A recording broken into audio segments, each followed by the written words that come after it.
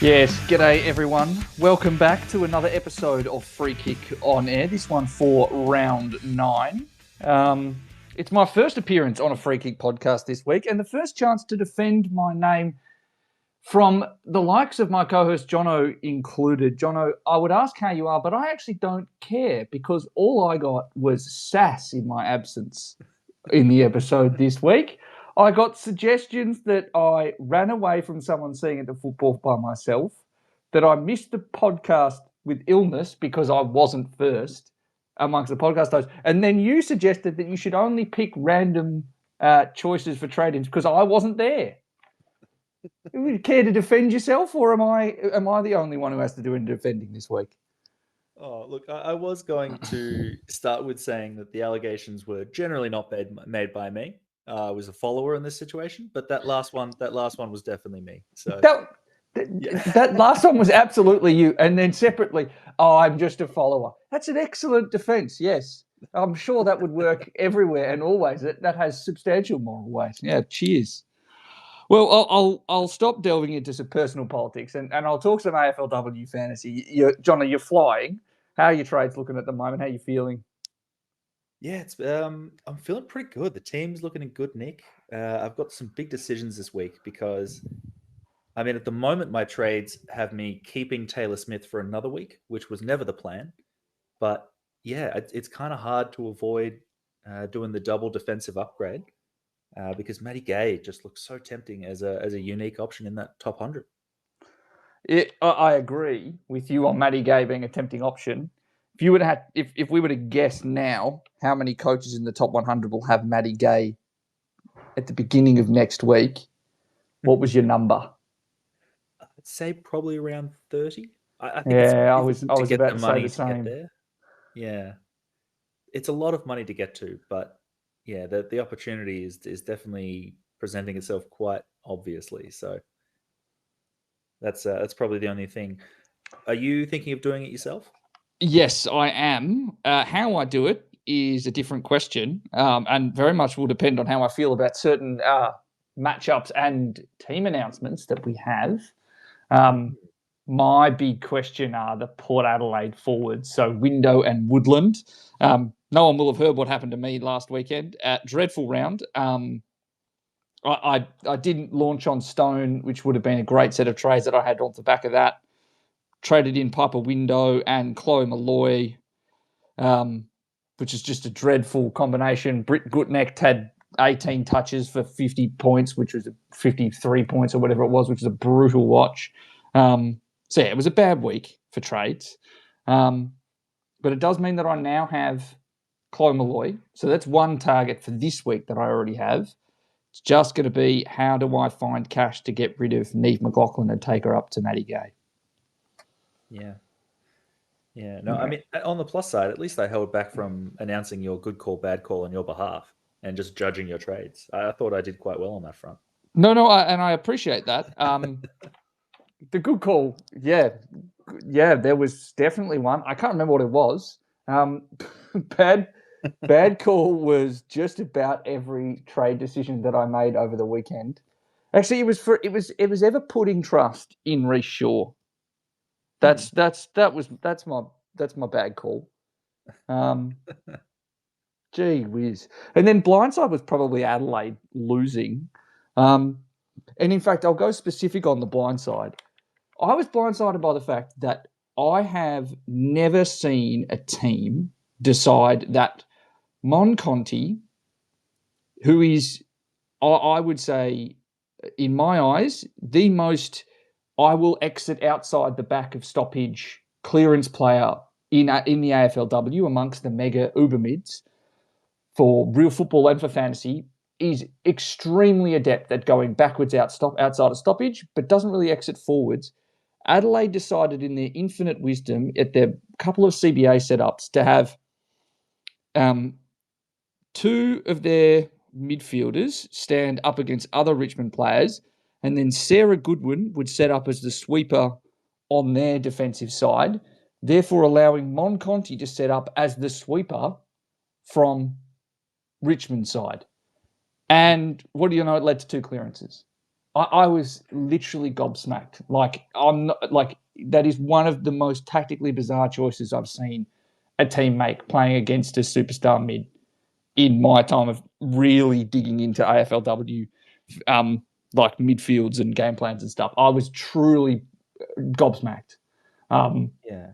I think probably the definition of backing in your own side. That's what they've always done on the midfield, and it's interesting to see when something like that is going on, and you're just getting, torn up through the midfield. Usually their best position. It's interesting to see that the adjustment doesn't go. It's always just back in your side. Well, there was a small adjustment. After that happened, I was watching intently, and Sarah Goodwin got a serious talking to on the sideline from the runner, and then also she came off about 2 or 3 minutes later, and then on the sideline paid a little bit closer attention to Moncon after that point. But that was a gobsmacking decision, and I will not be shocked if there are movements inside Adelaide's midfield this week, because I don't think they will have been impressed with how things went.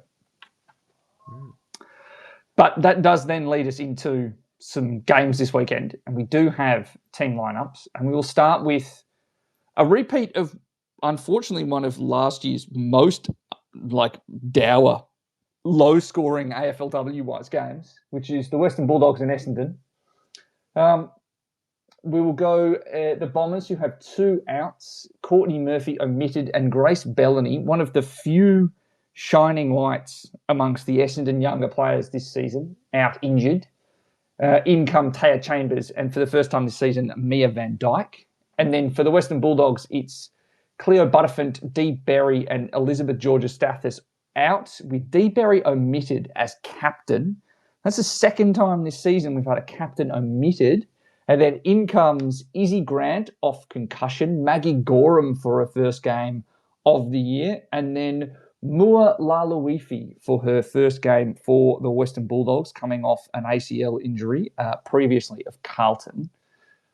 Making our way through some of the big changes in this game, we've kind of already talked about Maddie Gay, who's probably the most fantasy relevant option this week.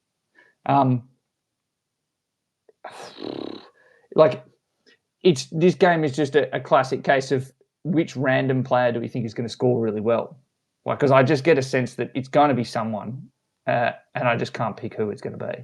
Because I'm really the Bombers are not exactly rolling out a spectacular lineup every week. I wouldn't be shocked if Bonnie Toogood sits closer to goal. And the Bulldogs took 9 marks in the second half last week. 4 marks in the last quarter. So they're not exactly playing a high-scoring game either. No, not at all. But I would say this has got to be Bonnie Toogood's best matchup since, I don't know, maybe round 1. It's been a while. So I'm hopeful that means a good score. Even if she does sit deeper, I think the ball might spend a bit more time forward than it has, against North or against the Demons. So who knows? Yeah, I do, but we also saw that a lot of her scoring against both those teams was higher up the ground. Credit to a listener, Pav, who let me know that Bonnie Toogood in the last, I think, 3 weeks has had 6 score involvements. She's kicked 5 behinds in that time. Wow. Coming really high up the ground, and it's not getting the job done. And not getting the job done. And you and I were both at the game on the weekend, and it was very obvious, and we had discussed it, that the Bonnie was just never in the spots to be able to get the ball to go inside 50. Half the time she'd get the ball and it's like, nah, Bon, you've been dragged up too high. You're now looking into the space that we would probably want you to be to take the mark to then be able to put it inside 50. So, yeah, I won't be shocked if there's a little bit of a game plan shift to try and get her spending, not deep inside the goal square, but just maybe a little bit closer to goal, because we really do struggle. I say the Bombers really struggle to score.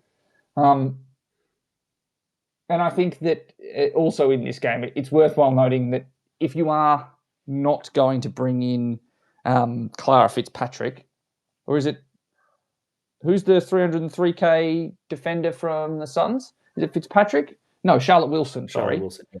Mualaluifi is not the worst option to bring in as a 300k player. Yeah. Yeah, I think she's gone as high as a 75 in the past, from what I could see. I wouldn't expect her to be scoring particularly high, but yeah, I would be thinking she might have some. Yeah, yeah. I don't think she's going to have particularly high game time. I do find it interesting though that you mentioned it's Bonnie Toogood's easiest matchup since round one. Even though you were talking up the skills of Kaylee Kimber on the pod this week. Kaylee Kimber's an excellent fantasy option. I don't want to give the impression that she's going to be able to. Oh my gosh. Oh my god. Kaylee Kimber she's a bit like Derek Zoolander. She can't look left. Not look left ever. Oh my! I was obviously watching very intently because I had Britt Gutnecht. Yeah. And Kaylee Kimber got so many intercepts and did not look left. Can't look left. And there was a couple of times where I actually think that she just didn't know what to do with the kicks. They just kind of dribbled it off her foot, just like mid-kick. And, it was a brutal watch. Brutal watch. I think you've been stung a little bit hard by that one. Oh, my goodness. Oh, it was dreadful to watch. Genuinely miserable. Like, that ball movement. I think I saw like 145 kick all night, or at least in the second half from the Western Bulldogs. So I'll be fascinated to see who scores well and forever ruin my mistake in bringing in Britt Gutnecht. Well, I hope she can come good, but at the moment it's looking like a massive error. Moving across to the next game, we've got Adelaide against the West Coast Eagles. We'll start with the Eagles first. They had 4 changes. Out go Belinda Smith, Courtney Rowley, both injured, and out goes Kaylee Kavanagh, omitted, and popular defensive option Annabelle Jobson, also omitted. And then in come Roxy Rue, Kayla Dalglish, Ali Drennan, and Sane Bakker. And then just one change for the Crows. It's Stevie Lee Thompson, omitted, and in comes Christina Lutzi. I have actually looked up how to pronounce her name. She's a 300k mid, injury replacement player, 21, has averaged 90.2 fantasy points in the SANFL W this past season on 22 disposals and 7.5 tackles, and was named in the centre of the ground in the Rookie B SANFL W Team of the Year. No idea where she's going to play, but I thought I'd come armed with some stats and some pronunciation. She is also only 157 centimetres tall. So just a bit of wording up there on a new 300k rookie in the midfield.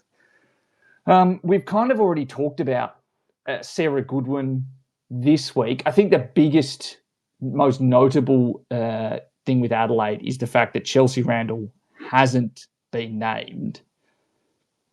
If you don't have Sarah Goodwin, would you still be looking to trade her in? With Chelsea Randall on the horizon and one of their biggest upsets in the very near rearview mirror. Yeah, I think if I didn't have the price difference between her and someone like a Maddie Gay is so small now that I probably wouldn't be looking at them as a priority target. Because I do think once Chelsea Randall gets back, that is going to change the dynamic in the Adelaide midfield. And we just don't know how. I assume probably Hatchard back in. But then after that, is Goodwin the one to leave? Because at the moment, she's getting pretty prime time in there. It could stay. It's just that it's going to be less opportunity than she was having. Yeah, well, and it's very possible that it won't change at all. But I expect that there will be some shuffling upon Randall's return. I'm still surprised that someone like Tia Charlton hasn't managed to get some more time back in there. She just strikes me as someone who has been a very, very natural midfielder and a very high impact player. Not dissimilar to what we saw on Friday last week with Megan Fitzsimon. I think they're in a very similar mould. And it forever shocks me that she's not getting midfield time. I heard everyone talking the praises up of Ella Roberts on the podcast this week. I couldn't agree more. She was incredible. up against Collingwood last week. In terms of other options to trade in from this game, I will note, John, I don't know if you saw this, but Grace Kelly has been named on the ball. Yeah, very surprising to see. It could be pure shenanigans, but I don't know if she's necessarily found a home to date in this Adelaide Crows team. Mm-hmm. A more like a halfback / winger. She's been playing mostly half forward to date. So she is 643k midfielder. I still wouldn't ever do it just because I think they've got North Melbourne next week. But I thought it was fascinating, and I won't be shocked if someone like Grace Kelly or someone similarly out of left field does spend some time. Yeah, I've been wondering in the midfield. I've been wondering if that's just a cover for Lutzi to play in the midfield, which I'll be curious about because that could be more interesting. That could be. It would be a surprise if they pulled in a first game. I would be too. But a little fun fact is that Lutzi is already in Will's team. He traded her in last week. You're kidding me? No, he traded her in last week. What? How? Why? He needed a 300k midfielder, and he went all the way down, and he picked Lutzi as the best chance to come in. He picked Lutz. Oh, I guess she had been in the emergencies at least twice before now. Which, depending on, I think it's a sign that Will understands the football. I do worry about the fantasy chops of a player who's, with Randall coming back in next week, are they going to stay in the side? But I don't know. I just thought it was interesting. I think it's an inspired choice. I don't know how he's managed that, but well done. Another thing I've just noticed this. Liz McGrath named as an emergency. Yeah. So she's healthy again. That ankle is back. Yeah. And she has been named as an emergency. So the ruck shenanigans are forever like under the surface. They're always waiting to peek out at the Eagles. Do you know if Will still going with Lauren Wackfer? Is he still launching into like as far as I'm aware 900? Yeah. 900k. His trades on a midweek. I think it'll either happen tomorrow night when teams are confirmed, or it won't change at all. He doesn't change his trades on a midweek. He just changes them mid-recording. Mid-recording. That's when he does his trades. It's during the recording, and then we wait until teams are fully announced, and then he decides whether he wants to adjust. He's a madman, an absolute madman, but sometimes it does get results. So congrats to him on bringing in Lutzi. Let's see how she goes. Now, moving on to the next game, we've got the Cats and the Giants. No changes for the Giants. And for the Cats, 2 omissions. One is Caitlin Thorne, the forward rookie, and the other is Megan McDonald, another captain, dropped this week. And in come Julia Crockett-Grills on the wing, and then also Erica Fowler. This game is another one without a boatload of targets. I have a feeling that we're going to get a massive kind of overload of scores later in the round this week, which is very opposite of what happened last week, where a lot of people, myself included, went into the final day with about 2 cents and change into Sunday. So it's going to be fascinating to see what kind of massive scores get run up. We won't have a very good idea early. In terms of the players to look at this game, I think that if you are still running Georgie Prasparkas, it does look like a great matchup. But Beck Beeson seems like the ideal player to run with her this week.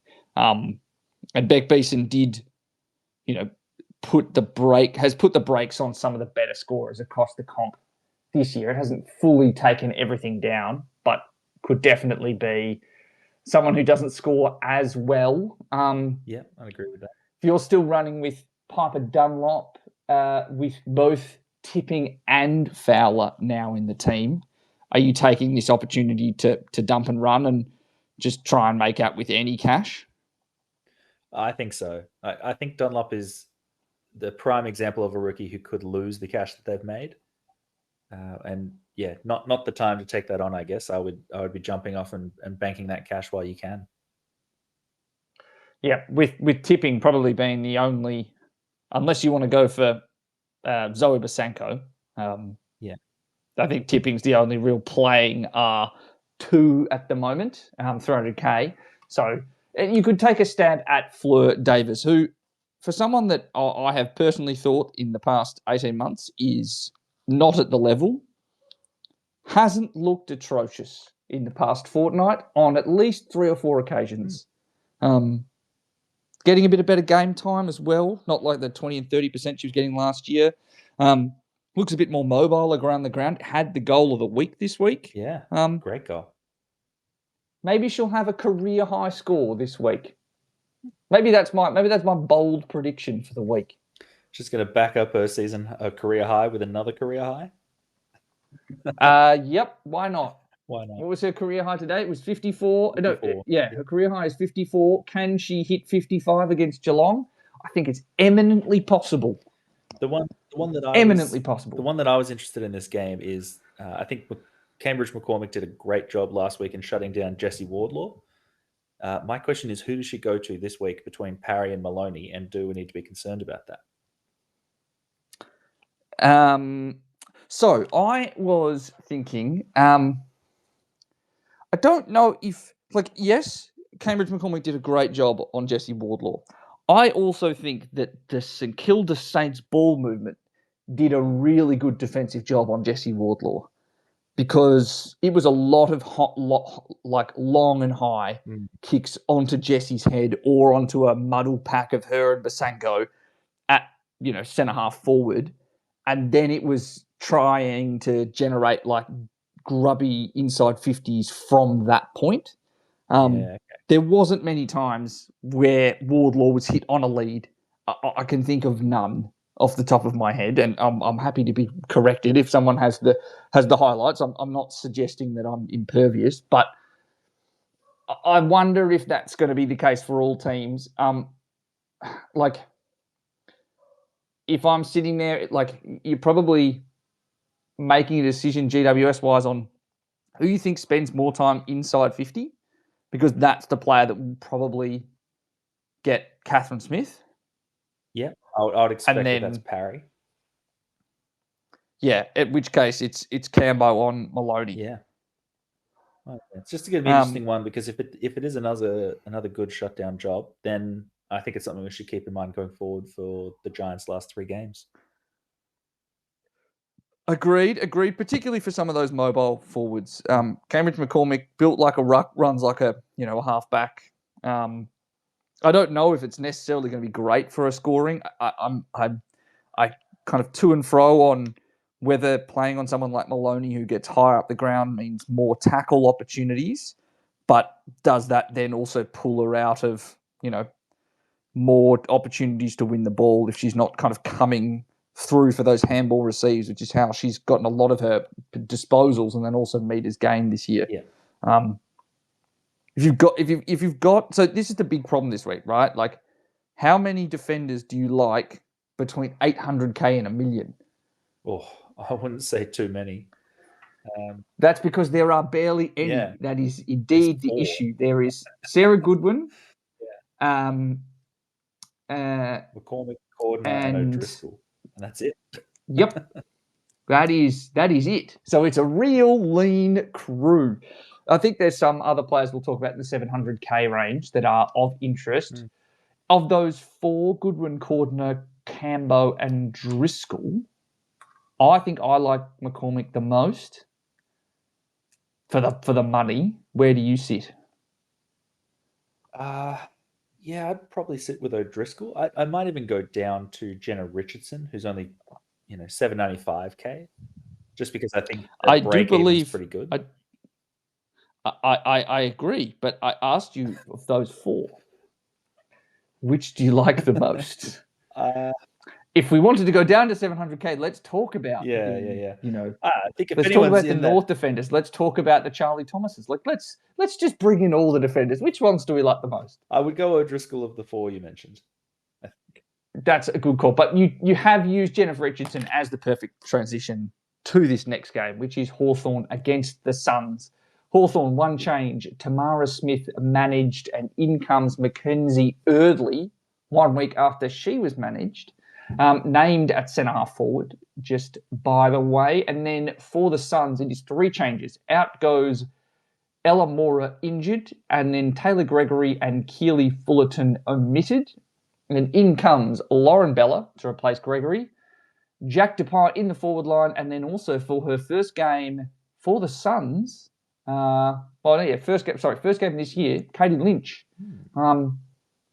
Some big names are coming back for the Suns. I don't know if it's going to do much. I really hope I'm going to jinx them by saying that, given the record for teams currently sitting in 18th each week. In terms of, this game has a number of the defenders that we're interested in. We're talking about this week. Yeah. Neve McLaughlin, named at halfback. Shenanigans, again. Cruel mockery of those that correctly recognise that Neve McLaughlin is Gold Coast's most important player, probably BNF right now, and only good ball user of note. At half-back, apparently, or is it she's going to play half-forward? Yeah, it's a tough one. I think one of the things we saw this week, I think Eloise was sharing with us that it was definitely that half-forward role to me seemed that it might have come from that strapping on her calf that happened during training. Yeah, so there was a couple of shots at Gold Coast training this week. There was a lot of running around by a lot of Geelong Gold Coast players in runners, and Neve McLaughlin was in the runners and then sporting a large compression bandage. So on one of her calves. So it is a wonder if that impacted it. It's bizarre that she didn't have that compression during the game. So I wonder if it's something she picked up midway. I still cannot fathom how and why that was something that persisted for the entire game. Averaging 23 disposals to have 8 against a team that you were always going to struggle to get the ball inside 50 against was mind-boggling at best. I am curious. Negligent. Yeah. Let's say that she's named at halfback because she is. Does that mean that you're comfortable holding her, or is it going the break-even's just wrong? The risks of why she was moved to half forward are too risky. We're just not going to worry about it. We're going to trade her out as we were planning to. Is that the attitude? Exactly. Yeah. That's 100% the attitude. Like, it might give you a glimmer of hope that we can trade her in a couple of weeks and, ride off into the sunset and pretend this stupid charade never happened. Yeah. I think even losing 200K last week, she's still got a break even of 105. It's a lot of money to be losing all at once. I will say to you now, I hadn't even bothered looking at her break even. I just knew that the risks on her role were so bad she was just going to be leaving. Yeah. I think that there are some other options. You mentioned one in Jenna Richardson. I think it's worthwhile mentioning that Erica O'Shea and Emma Carney both have good matchups for the next couple of weeks. Yeah. Could you make the case for anyone bringing in Emily Everest at 702K, fresh off a 86 last week and then a 66 the week before? If we were playing anyone but Gold Coast, potentially, I do worry against the Gold Coast that it's not the matchup. We looked at what Brie Conan did last week, and the ball just doesn't spend as much time back there. I'm not to suggest that Hawthorn's going to win this game by anywhere near as much as the Lions did, but I just don't think for an intercepting defender who is playing the deepest line of defense that this is necessarily the role you want, particularly playing on someone as mobile as Havana Harris. Yeah, I completely agree with you. I will say as well with Brisbane, I do have serious questions about their chances in finals this year because their ball movement off halfback is great when they're generating it off an intercept and it's quick, and against the Gold Coast, they did a lot of that. I have never seen a team put less pressure on the ball post-intercept than the Suns, at least in the AFLW. I do wonder if that's going to be something they need to fix because, Brie Conan was often just sitting as the deepest player, but it wasn't even an option to switch. It was just a weird structure, but I've been distracted by things I've been thinking about all week. I agree with you on probably both Everest and Richardson. I think Tilly Lucas-Rod they often sit high enough on the ground to be able to be impactful. Yeah. So I don't suspect that it'll be a huge issue. If anything, I think it's going to be a Couple great of other score by Tilly. I'm very excited for what could be. yes, please, Yeah. absolutely. I'm hoping and praying for it. Now we've got 2 forwards to talk about as well in Laura Stone and Eileen Gilroy. Laura Stone is the cheaper option, but Gilroy probably has, at this stage, the better time on ground that could lead to a higher ceiling score. That's at least my opinion. Yeah. Between the two of them, who do you like more? Oh, I would. So Gilroy's at 730 and Stone is a fair bit cheaper at 623. Yeah, I think for the price difference alone, I'd probably go Laura Stone. But honestly, much of a muchness in terms of scoring. I think either will be pretty good this week. For the rest of the year, who will score more? So Yeah, for those listening along, Hawthorn have Gold Coast, Port Adelaide, Essendon, and then North in round 12. yeah. I would imagine it would be Gilroy across the season from this point, but I wouldn't say it's going to be a huge margin between them. I think the role that Stone has is almost certain to stay. I don't know if you've seen some of the photos of the surgery that Emily Bates has just had. It doesn't seem like she's coming back anytime soon. No, definitely not. It only had the surgery today Yeah. and has been out injured for a week. So that doesn't speak of any great likelihood she'll return. Yeah. So I would say that role that Stone has is good. And the time on ground did go up to 78% with that midfield role that she's taken. So I can imagine that that's going to be fairly decent. I think this week in particular, I'm pretty excited for Laura Stone. Usually the issue that she had last week was just those big bodies of that Fremantle midfield. I know that they're not necessarily doing as well as we predicted this season, but they're tough matchup for a young tackling player. So I think against the Gold Coast, I know that there's some challenges still there, but I think Laura Stone will have a slightly easier time. And I think we could see her first score over 70 for the year. Wild to think that she's been so relevant for us and yet still has not scored over 70 this year. Just tantalising. I think, what was it, 50-something odd at halftime against Carlton and still couldn't muster up a 70. 68, 69 to 68 in back-to-back weeks. Yeah, it was on 55 at halftime. It just barely came on in the second half. Well, let's. So I think both are great options. If you've already got Stone, I think that you might get a higher ceiling this game from Gilroy. I think she of all players, I would not be shocked if she kicks a bag. Three goals maybe. Yeah, that's a more fun prediction than having to watch Fleur Davis for an entire football game.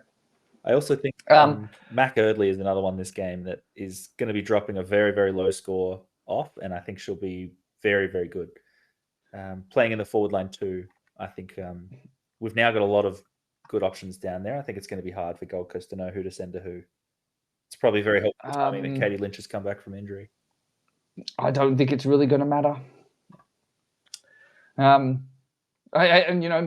Gervin will be in the ruck this week, and Neve McLaughlin will play centre half bench apparently. So it's not exactly like we're going to predict what Gold Coast are going to be doing with their defenders at the moment. And as we mentioned off the top, Charlotte Wilson, great defensive downgrade this week, 303k with a 0 dropping out of her price cycle. So Brisbane and Port Adelaide next. Brisbane have Radia Crozier and then Ruby Spark out with Spark injured. In comes Poppy Bolts and Sophie Peters. And then for Port Adelaide, it is Abby Dowrick injured, Kirsty Lamb injured, and in come Alyssa Brooke and Piper Window. Wow, what a great second game of the season. Well, that's the main story of the day. Piper Window back in the team, and looking at the team sheets, it'd be a damn bit more difficult to leave her out this week, given they've lost both Abby Dowrick and Kirsty Lamb. If you've got her, do you need to trade her out? Oh, absolutely not in my mind. I think the question to me is if you've got is the bigger question, do you need to hold a trade for that point so that nothing's locked in case of another late out? I think if she plays, I know it's against Brisbane, but at break even is still pretty good. And I think long term, you'll be happy to hold her the rest of the season once you get past this game. It's just getting through this game. It is a case of getting through this game, and unfortunately, there's very few players that a lot of coaches will have to loop because everyone's main forward rookie is Lauren Young, who, interestingly enough, also plays for Port Adelaide, and therefore becomes a very difficult player to loop with. I agree with you on Piper Window completely. I think that break even is the tying vote. The bigger question as well comes down to Ash Woodland. Also has a lot more expensive. And, you could make 200 plus K downgrading her to Laura Stone. Unfortunately, it's made more difficult now because two of the more prominent midfielders from Port Adelaide are both out this week in Abby Dowrick and Kirsty Lamb. I'm sitting here going Ash Woodland may actually score okay now, even in a really tough matchup, because there's not that many midfielders left for Port Adelaide. Yeah, no, honestly, I think between Abby Dowrick and Kirsty Lamb, they took up, one midfield role the whole time last week. So even with Window coming in, I'm not too concerned. I think they'll be both in the midfield, which is just great for owners. So I think even in tough matchups this year, like Woodland, I think one of her highest scores was against Melbourne. I think she can perform because she's that defensive midfield body for them. So I reckon, I think of all the Port midfielders, I think she's probably the one I'm most keen to hold. Yes. Unfortunately, I had been planning as though I had to trade her out, given the matchup this week. And downgrading her to Laura Stone made a lot of cash very, very easily. And that felt spectacular. But alas, life is more difficult now because I don't know if it's quite the same slam dunk. And my heart goes out to anyone who traded Woodland out last week for Window and was unable to reverse that trade. That would have been a brutal watch. It's hard. It's hard, particularly knowing that, the reason I traded this player out was so I could get Window in. So now the player I just traded out will score better, and I have a 0. Yeah, absolutely. The unfortunate part of the game is when you get something like that. Yes, exactly. We will be campaigning actively for an edit trade next season. Fingers crossed it can be done. We cannot make any guarantees whatsoever. Yeah. Another player we probably need to talk about. We'd already mentioned her, and that's Brie Conan. And then we'll mention alongside her Jade Ellinger. Brie Conan sits in a lot of teams still, sitting at 754k, fresh off a steaming 45 points last week, and saved that late too. If you don't have McLaughlin, is she the number one trade priority? Because I think she could be close to it. As in to trade out? Yes, to trade out. Well, yeah, I've been thinking a lot about this because I know Port Adelaide are not great matchup for defenders. But having said that, I don't think they're terrible either. And this is Conan's 100th game. How much do you think the Lions are going to target Brie Conan as to hit up that switch kick that they just didn't need to do last week? It's eminently possible, but do we think we're going to get a ceiling? I don't think that there's a chance she's going, 90 plus or 80 plus or anything like that. But I think the floor score risk is probably going to be a lot less. Like I would expect this to be a 65.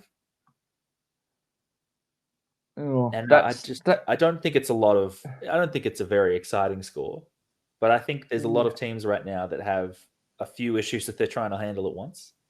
And a 65 is not the highest priority necessarily. It's fair. That's reasonable. I still think, though, that 65, given we have other defenders consistently going above 75, if not 80. Yeah, 100%. I'm definitely trading her out at the moment. And that might change, but it seems more likely to stay than anything else. What's funny is that I'm trying to say that she's a must trade, and I'm holding her because I have bigger problems, and you've got her and are trading her out and suggesting that it's not necessary. Yeah. Oh, great! Thank you. That's a hilarious role reversal. I do think that it's probably not going to be a ceiling, like a floor score. I just don't feel like there's going to be a ceiling. But separately, I have nightmares about Neve McLaughlin 25. So she has to go. And she is the number one priority. And I've got Piper Window already and Chloe Malloy. So, yes, it will be a big question on people's minds. I think you're more than okay trading her out. I'd love if she took some. She took one kick in on the weekend and didn't go out of the square either, by the way. It's just criminal. Absolutely. When you're on that lower score and you don't take the kick in properly, that is... Yeah. Geez, that one really drove me mad. Let's move across to Richmond and the Kangaroos. We've got incoming for North, Alice O'Loughlin for Amy Gavin Mangan. And then for Richmond, out goes Sierra Greaves managed, Sarah Hosking managed, and Gabby Seymour injured. In come Charlie Wicksteed, Lauren Brazzali, and Maddie Shevlin. Okay, now we've been talking about them this whole time. Defensive options to trade in Erica O'Shea and Emma Carney. Both are cheaper than Conan and Neve McLaughlin. Yeah. If you're not going up to Chaplin or Gay this week, is this game the one to attack for your defensive trade target? Yeah, no, I definitely think it is. I've currently got Emma Carney in my plans, and I would see no reason not to get O'Shea given her current run of form. I think they're both excellent options. Yes, it's always lovely when all these players are targets, and I used to have them and I got rid of them. That's always delightfully entertaining. Erica O'Shea quietened down late against Sydney, only got a 66, but that does still mean that she scored basically what she's priced at in a more difficult matchup. And the break even this week is also 43. Yeah. So she scores a 61. She, gets priced nearly or at 770K. I think that it's probably a 70, 75 on the cards this week. Depending on what version of Richmond show up, because I think it was a fascinating change in form for Richmond, the game that I watched on Sunday. The other question I want to ask here is tags. Now, Montana Beraldson, whenever she was on the ground, hard tag on Ebony Marinoff. Montana Beraldson is not very tall and he's very fast, but I wouldn't necessarily call Ebony Marinoff someone in the mould of Ash Riddell. No. You're sitting there as Ferguson. Who's getting the tag this week out of Riddell and Garner? Yeah. Given who you've got to do it with. Yeah. I probably Garner. It's a 50-50 in my mind. And either way, I don't think it'll stop them. I think North's their midfield just rolls on and on and on, and it doesn't seem to be shut down by many teams, if any. I don't know how Essendon did it. I need to go back and watch that game again. Wind. We conjured up the wind gods. And legitimately, I think it was the fact that we got it in the first quarter too. So the game was fresh, like there wasn't any tired bodies. And we just really stifled their clearances with a hard tag on Ash Riddell from Alex Morecambe. And then, the win just meant that North love to use 25, 30 metre kicks to really quell opposition pressure. There's some beautiful examples I had against Sydney. There is a 30-metre lateral pass from Libby Birch from a defensive, contested situation late in the second quarter. And she hits Tess Craven, well out on the wing, lateral and back. And it completely kills all the opposition's pressure, completely takes away any possibility of a turnover. That's what North do incredibly well. In the wind, I think that became a lot more difficult for them to do. They missed a few more passes, and if you did miss the pass, it was just like rolling out of bounds, lasso free kick, and get it going again. So yes, we're definitely now talking about what Essendon did right in a game between North and Richmond. I think I think you probably start or you look or plan that it's Garner first, but I won't be shocked if there's some attention to put into both throughout the game. I also don't think it necessarily matters. I think at this stage, I'm looking at doing a Marinoff VC using Grace Koch into Riddell C, but I'm yet to decide if it's Riddell or Garner. Yeah. My question is, do you have a reliable red dot? Grace Koch. Grace Koch. Oh, true. Yeah, no, I'm absolutely sorted. Now, it does mean I have to be on the ball because Grace Koch plays at 3 and Ebony Marinoff plays at 1 on Saturday. So I have to be on the ball to get it done. But, yes, I think that it'll be a very popular combination this week. Interestingly as well to see Sarah Hosking manage. She had actually her best game of the season comfortably. Best scoring game, best impact game, playing out of defence. I think that's a big loss. Yeah. The fact that she can't play this week. Sierra Greaves looks tired. Sierra Greaves looks like her disposal, that stunningly high quality disposals we saw in game 1 against Essendon are kind of waning now. She looks like she's fatigued, which fair enough. Like she's a very young player. So I don't think you can begrudge whatsoever. But I do think that this could be an absolute beatdown. I was about to check the weather. Let's see if Richmond have conjured up those same weather gods. Let's have a look at the Melbourne forecast for Saturday. Shower or 2. But not high chance of showers. Winds northwesterly 25 to 35 kilometres per hour, tending westerly in the early afternoon, then becoming light in the evening. So light winds with some drizzle. I think it will be fine. It will be nothing like what we saw at Windy Hill. Yeah. Anyone else you want to talk about in this game? Well, the only other one is the return of Alice O'Loughlin from that liver injury, which I have to say was not one that I expected her to return so soon from. Only at, 620k, I want to say, from memory? Yes, and she was someone that was actually, right after she got injured, was at a great price. Just now has 4 bad matchups for forwards. Richmond, Adelaide, St Kilda, Hawthorn. Yeah. I guess the matchups don't make it easy.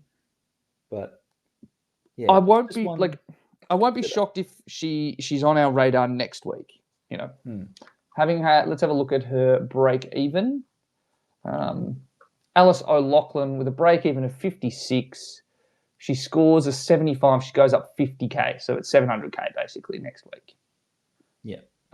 With her scoring pedigree from last year, had a run of really good scores. I won't be shocked if she's on the radar. Yeah. All right, now let's move across to Sunday. We have extended squads here, but only 3 games. For the Swans, it's Sophia Hurley out, injured again. We don't have any information on it at this stage.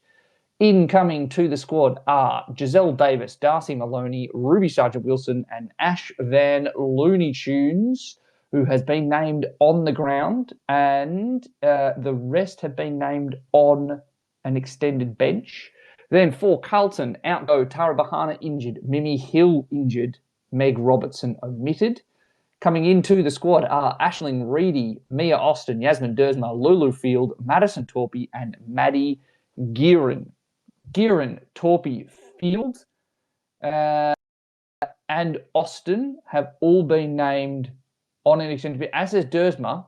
But that does mean that the one player in those 6 coming in, Aisling Reedy, fresh off her elite scoring, has been named on the ball, just for fun. On the ball. Yeah, I did not expect that to be almost certainly it will just be, we've just put you in name order, and Aisling Reedy goes first and Mimi Hill goes out, and Mimi Hill would have been named on the ball last week. But I thought that was very funny. It is very entertaining, yeah. And, maybe if I she's think with named a on lot the of ball, people she'll with their score 12. yeah, well, who knows? Who knows? We could see the 50 return. You never know. I think I it'll do take think, 9 tackles. yeah, this is the return of a lot of people's red dots. Uh, aside from Yaz Dersma and Maddie Gearin, I think the other 4 are all pretty highly owned. So it'll be interesting to see, when they break it down on the final teams on Friday, who does come in. Just to be Yes. conscious of that with your choice, because if you're in a position where you don't end up having a red dot, then do you just go the straight C on Marinoff? Ooh, that's a good question. Hmm. Marinoff. What's difficult is I can't even point. I think it is just a straight C on Marinoff. If only because I don't suspect a tag is incoming from West Coast. And if anything, if Bella Lewis is the player that goes into the midfield to try and quell the influence of Marinoff, I think that's a net benefit for her scoring, because I think it'll lead to more tackling, because that's just the type of player that Bella Lewis is. The alternative is just taking your pick, probably on Ash Riddell, who's had one bad score all year. Yeah. It's not ideal that you can't have a look, but it's where I'd be going. Yeah. And I think either will probably be... I think either will be probably a 115 to 120 this week. So I think it's going to be very important to watch what happens with Torpy, Field, and Reedy this week, because they're all popular red dots. If I was to guess, it's Gearin to come in for Hill, Austin in for Bohana, and then Reedy in for Robertson. But then maybe there is another change to be made, because I think that Yasmin Dersma does come back into this team. Yeah, I can't see a world where Dersma doesn't play. I think they're probably the biggest lock of all coming in, to be honest. Oh, yeah. What they were doing before they got injured early this year was really impressive. I think they were the only reason that Yaz Dersma wasn't scoring as well. Sorry, that Dana Finn wasn't scoring as well in those early rounds is because Dersma's mark game out in that wing was doing a lot of good for Carlton. It was only once she went down, she took off. Yeah. Whereas, I definitely think the case can be made that in terms of most likely to come in, like Mia Austin and Tara Bohana as a 1-for-1 swap. But I take your point that Dersma's probably the guaranteed best player in that bunch of 6. Or actually, best player this season in the role they've been allowed. I'll just say it now, Mads Gearin, wherever she ends up playing next year, if it's not Carlton, will be a fantasy relevant option, because she is far too good to not be playing. Almost certainly, yeah. In terms of other players to think about in this game, Chloe Molloy has probably reached her lowest price, or possibly reached her lowest price, break even of 74, averaging 79 on the year. Let's pretend just last week didn't happen. One thing to watch in this game, if you don't own Chloe Molloy and you don't want to be invested in it, and if you do own Chloe Molloy, I'd be hoping and praying that Ali Morfitt spends less time in the forward line, because she is a problem when it comes to ball movement. When she's not in the ruck, she applies the same mindset she has for stoppages, which is big foot kick, hoof, ball away, thank you, to transition opportunities, to little 1-2 scenarios, and it is to the detriment of the rest of her team when it comes to scoring. She got a hilariously large stink eye from Lexi Hamilton going into halftime or three-quarter time, because instead of giving off what should have been an easy hand pass to someone running towards forward 50, Ali Morfitt just hoofed it over her shoulder.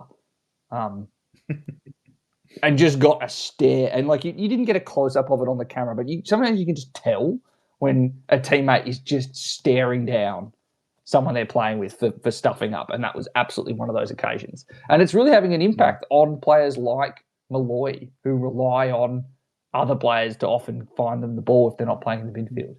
So you'd hope it'd be more midfield time, more ruck time, less forward time for Morford this week. Yeah. Well, I think with no Sophia Hurley this week, Moy, obviously it could be someone like Maloney coming back in, but Malloy has been named on ball, and I think they could get a little bit more time, which would be exciting. I think so, particularly coming off a bad loss and a quiet game by Malloy standards. I think it would be a point of emphasis this week and a good trade-in if you do have the cash. I think, and this also goes to your strategy point that talked about a lot this week. Kai Malloy's high ownership. Is she someone you're looking to bring in to match others? Given she's in 40% of the top 50 teams, 36% of the top 100, and 38.7 of the top 1,000. Yeah, it's a lot lower than I thought it would be. It will have dropped substantially in the past 2 to 3 weeks as her scoring has kind of dipped a little bit. And because we've had the Hodders of the world pop up as a really good scorer, we've had Too Good score really well. There are some other players out there that are scoring well enough that you don't need Malloy in your forward line to be doing well. I guess it's a stage now where she's actually not so highly owned that if you're trading in, you're just matching the teams above you. I think that makes it a great option this week. It's just a question of how much better is she than a Laura Stone, for example, or a Gilroy, given the price point. Yeah, absolutely. We've got some questions that we'll kind of run through shortly, and I think that there's a few of those kind of tossing up of those kind of players. So St Kilda and Collingwood. For the Saints, it's Bianca Jacobson out injured and Nicola Barr out injured. And into the squad come Lilu Hung, Alana G for her first game at St Kilda, Hannah Stewart, Kyla Forbes, and Janome Anderson back from injury. And then for Collingwood, out go Michaela Hyde omitted, Muran Atkinson omitted, and Carly Ramos injured, something that we only got word of late today, or this afternoon. In come Captain Ruby Slusher, Annie Lee, Violet Patterson, Selena Carlson, Georgia Clark, and Alana Porter. Porter, Clark, Carlson, who else? Violet Patterson have all been, and Annie Lee have all been named on the bench. Ruby Slusher for Carly Ramos is a 1-for-1 swap straight away. And then Atkinson and Hyde, both outside players, a little bit of half-back. I wouldn't be shocked if it's a direct swap Atkinson for Lee. And then Hyde, I'm not sure, could be Violet Patterson. In terms of this game... They were just managed a couple of weeks ago. Yeah. This game is not exactly one that is flush with options at the moment. If you've got Imogen Barnett, I'm happy for you. She's scoring well. That was an incredible first half against the West Coast Eagles. And apparently not injured again. So no sign of any concerns, any injuries for Imogen Barnett, apparently. And then the player, the most highly owned player in this game, Serene Watson, at this stage, she's quite expensive. Is she a target? Or, conversely, is she someone to downgrade? Or someone to sideways trade to a Maeve Chaplin, for example, at 1.003 million? Yeah, I don't necessarily think they are a target this week just because they have a pretty high score dropping out of their cycle. I do expect them to be a top 5 defender from here still, though. So I don't think there's a need to drop them at the moment. I'd just be waiting a week for them to be a little bit cheaper. Yeah, and then in terms of actually trading sideways to Maeve Chaplin, I think there's a case to be made. It's a bold one. It's hard to afford Chaplin right now, and they're only going up this week, I'm pretty sure. Yeah, thanks for reminding me as a non-owner. It was great watching her score everything on the weekend as I was there watching live, watching the Bombers get pantsed. She has a very unique ability to pretend like she's a player for the other team. Because I swear to God, that's just hitting her up constantly. Yeah, I think that Watson kind of showed, and why it can sometimes be very frustrating to own some high scoring defenders most of the time who play on teams that don't move the ball very well. And we definitely saw that against GWS. So the run isn't so bad that you have to do it. I do think it's just a case of trying to think laterally if you believe that Maeve Chaplin is an absolute must-have, particularly this week against Fremantle. I don't feel like we really need to labour on this game. I don't know if there are many fantasy-relevant options here. Yeah, no, I think aside from Imogen Barnett, who we've already talked about, being a trade target, which I do think against Rebecca off this week, they're going to go very, very well. But otherwise, I don't think that there's too much, to be honest. No, and I think you can definitely make the case to trade out of Jessie Wardlaw too. I don't know about how well the ball is being moved by St Kilda at the moment. But if we want to talk good ball movement, we could probably talk about Melbourne. They're playing Fremantle in Fremantle at 5 o'clock on Sunday evening. For Melbourne, it is one change. Shelley Heath injured, so she is now a must trade. If you held on for another week, in comes Jerema Rigoni, Denby Taylor, Georgia Campbell, and Amelia Dethridge. Incredible name. Just an incredible name. Zippy Fish obviously takes the cake, but Dethridge as a surname is absolutely outstanding. And then for Fremantle, Gabby O'Sullivan, the oft-injured one, is out-injured. In come to the squad Sarah Verrier, Amy Mulholland, Evie Parker, and the one and only Anya Tighe. It'll be. I'm very excited to see Anya Tighe back. She has had her mantle as most exciting lanky forward from Ireland taken from her by Aisling Maloney. So she's got some work to do to bring it back, but she is one of the most exciting players to watch when she is on song, and an incredibly long kick.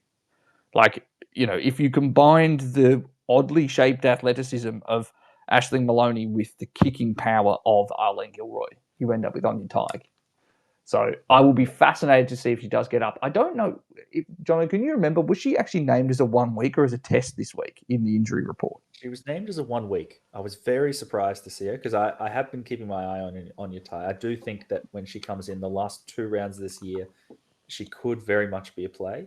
8:32K, and Fremantle have Richmond and Adelaide. Well, they have GWS next week, actually. Yeah. It's one where if she does come in this week, then I think we could strongly consider her next week. But I wouldn't bring her in this week for the same reason we didn't bring in Maddie Gay last week, where you don't know how much time on ground they're going to play. You want to see them get a run. And also, Maddie Gay did start slowly. I can see Anya Tighe doing something similar to that. And at the same time, she was listed as a 1 weeker. Even if she is named in the side, I think the late out chance is enormous. And after Piper Window, we don't need that again. No, so unless you are a sadist, at which point, by all means, go ahead. You can run that risk. But yes, I completely agree. She's just too much of a late out risk. And I think that Sarah Verrier is probably the player most likely to slot right back in. Curious to see what other changes may get made. I wonder if Tanisha Kikowak does fall out of the team if Anya Tighe is named to play. Because Kikowak has been down on her influence this year. If you've got Maeve Chaplin, spectacular. If you don't have Maeve Chaplin, she is extremely expensive at this stage. Is she still attainable? 1.128 million. Chaplin has a break-even of only 66. Gee Christ. And priced at 94. Well, that's the thing. I'd say there's not necessarily a certainty, but a pretty high chance she's going to be somewhere around the 1.2 million mark next week. So it's not as if the price is coming down. The thing is, who are you trading out to be able to afford it? Yeah, that's a good question. Not Serene Watson. It's a little bit of a challenge to reach that high. Yeah, it's okay. Hear me out. I'm not meaning to belt down on it. I've just no. I've got. You've been thinking about I've gotten past my sour grapes. They're fine now. I'm in problem solving mode. You've got Sarah Goodwin. Could you do it? She's just under $1 million. Yeah. But it's not unattainable. So you've got Maeve Chaplin sitting at 1.128, and you've got Sarah Goodwin at 983. Yeah. That's doable. It is doable. Yeah. 140K or 45. After that, it starts to become like team-breaking levels of changes. I think the one thing that worries me about, though, is that Goodwin is in no way a must trade. Like, I would expect them to score pretty well this week. So the rest of your team would have to be in pretty good nick during a time when I think there are a few emergencies about. A lot of teams have Heath, a lot of teams have McLaughlin. Yes. You couldn't prioritize this over either of those two trades. No, you could not. But if you are sitting with those other, like if you are sitting happily, with a defense without those two players, I think you could make the case to do it. Goodwin has a break even that is 22 points higher at 88. So we could be two ships passing in the night, even though they're not currently very close to one another in terms of price. One's going to go the wrong way if you are an owner, and there are some questions. But I do think it's the risky, bold play to do so. Yeah. The other thing is Chaplin's scoring is currently unbelievable off the charts. And then after this week, which is a very good matchup, it's Sydney into Brisbane, which is a lot more challenging. So I think it's not a time you want to be breaking the bank to get in a player against that sort of a run. Yeah, I think you are bang on there. Well, I think that is now all of the games. We do have time for a few questions. I have been seeing the notifications rolling in as we have been recording. Let's launch into some now. We'll go with a question here from Chris. What trade do you like better? Levy to Malloy or Prespakis to Ella Roberts, holding Taylor Levy for one more week? Oh, yeah. I would say I'd probably go Levy to Malloy. I agree. I second that. I know we've talked about how well Ella Roberts is going to score this week and how hopeful we are for that. And Prespakis is probably going to lose a bit of cash, which is a shame. But at the same time, it should be a good matchup for Prespakis, and I don't think the scoring is going to be anywhere near the 57 we saw last week. I think she'll return back to her scores of 100 on the 100 exactly. Yep, that's the score that she's able to do. She's pretty close to her break even, to be honest. Yeah, I do wonder if you can just hold Taylor Levy for another 50. That's kind of what you're in this for. It's 25 points below at the moment what you're getting from other uber premium forwards. However, conversely, Ella Roberts can go 125 this week, given the stats that Will put out about the 140 plus scoring and some stats that I'd thrown out into the world, which is the midfielders have had their highest number of possessions for the year against Adelaide in each of the last 4 games, including Monconti having her most possessions in a game ever. Yeah. The writing is on the wall for Ella Roberts 140 this week. And I don't think G-Pres are getting close to it. So I might go the other way. I might say you go Prespakis to Roberts. Just to be really helpful. Just to really make it life easy for people. Yeah. Yeah, at least we can see why Chris is asking the question. It's a tough question. It's a great question. I fully agree with it being asked. All right, we've got a question here from Damo Dogs. Advice on trades between McLaughlin and Zanker to Stone and Gay, McLaughlin and Zanker to Malloy, and a sub 800k defender. Let's call it, for your sake, Jenna Richardson, because that's actually no, that's 800k plus. Sorry, we'll have to go with Erica Roche instead. Or third trade option, McLaughlin and Anderson and Roberts to a sub 800k defender. the third trade at the moment is essentially just Heath sideways to Emma Carney, which I think is totally acceptable. Yeah, yeah. So it's McLaughlin, Zanker, Stone to Stone and Gay, the same two to Malloy and sub 800, or McLaughlin and Anderson to Roberts at a sub 800. Yeah. No, I think it's a good question. And it's basically a question that I've been grappling with all week because I know that one of my trades is bringing in Emma Carney, and I've been trying to figure out what the other priority was. And at the moment, I think I was mainly deciding between bringing in Maddie Gay or Chloe Malloy, and I've decided on Maddie Gay for the moment. So I'm probably in camp of option one. Yep. I think that's fair enough, and I think Stone and Zanker will score very similarly, if not Stone more. Yeah. I also think Gay and Stone are probably more consistent scorers this week than I would expect Jenna Richardson and Malloy would be. I like both Malloy and Richardson, but I think that their ceiling and floors are pretty far apart. I would have disagreed with you on Malloy until last week, and then I'm required to agree just based on current evidence. Yeah, I agree. I think that's the option that I'd go with. Now let's go quickly across. Let's do maybe a couple more from Bales. Which combo do you like? Gay, Window, and Gilroy, or Carney, Wardlaw, and Malloy? I think it's Gay, Window, and Gilroy by the length of the Flemington. I would agree with that. Probably by a little less, but still agree. Yeah. Okay. Well, you don't have to agree with me on the length of the race course. Let's just say it's a nice little short 1,000 metre sprint. Yeah. Okay, so we've got one here from Gentleman. Tough choice. Which option do we prefer? Is it one, Wardlaw, Neve, McLaughlin, Steele Park to Stone, Chaplin, and Wilson, or Wardlaw, Hoare, and Neve to Malloy, Roberts, and Carney? Although one of those Malloy, that Malloy, by the way, is actually spelled Molly. So I don't know who that player is actually meant to be.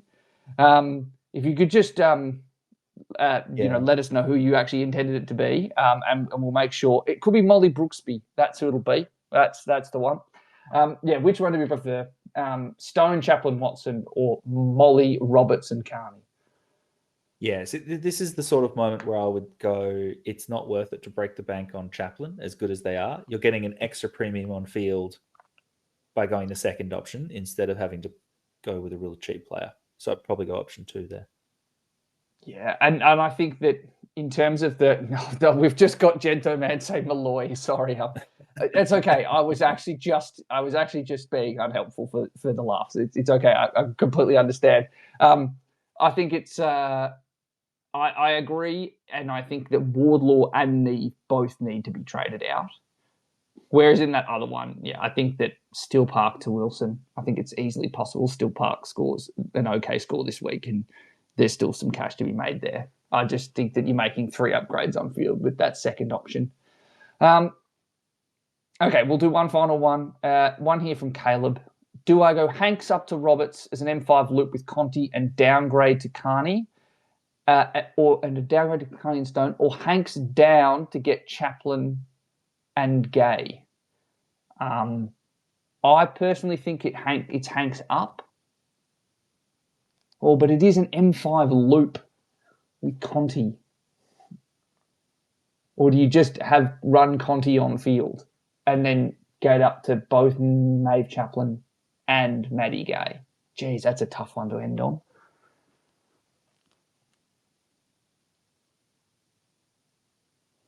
Well, apparently Jono has been kicked, so it's just been me rabbiting on for the last little bit. I think, let's actually have a look at what Mon Conti's run is like. Can I just quickly check this out? This is Caleb, who's currently sitting in 4th spot, isn't it? Yeah, well, I don't know if there's meant to be any other players who have bloody Moncon and Hanks looping at 4 and at M5 and M6.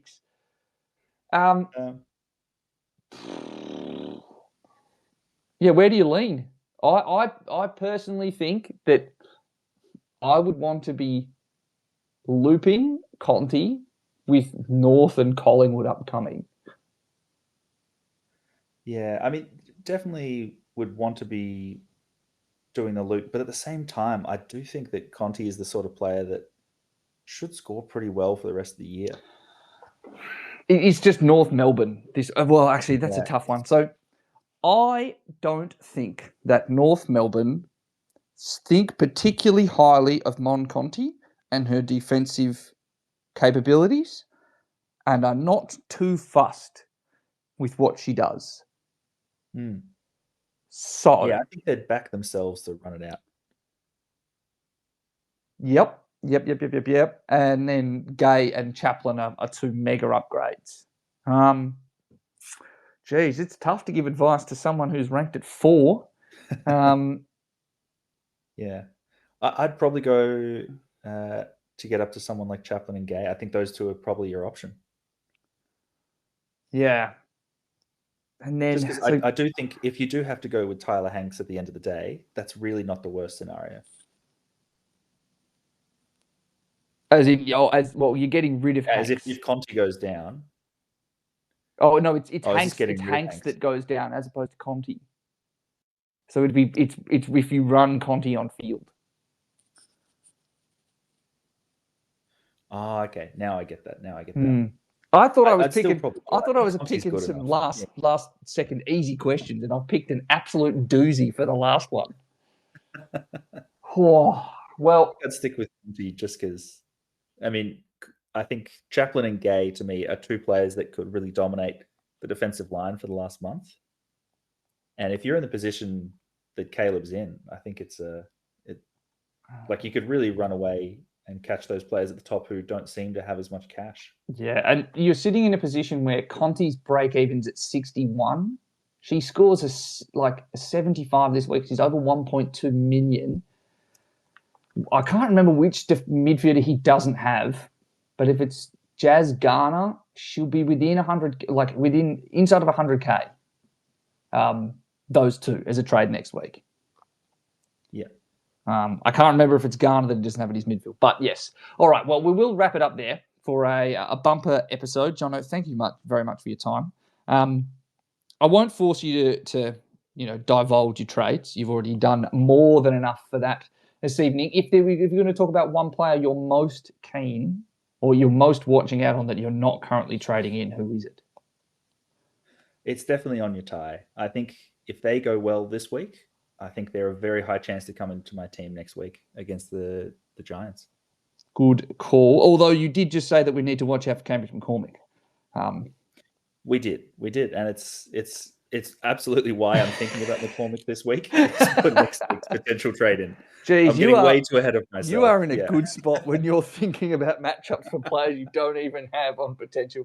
Well, that's a very good point to end on. I hope everyone who listened along has enjoyed. You will be able to, if you are listening along live, you have missed any, you will be able to get a recording up on our podcast streams shortly. Good luck for the week. Enjoy the extra time with no Thursday games, and you'll hear from us on Tuesday morning next week. See ya. Thanks, everyone.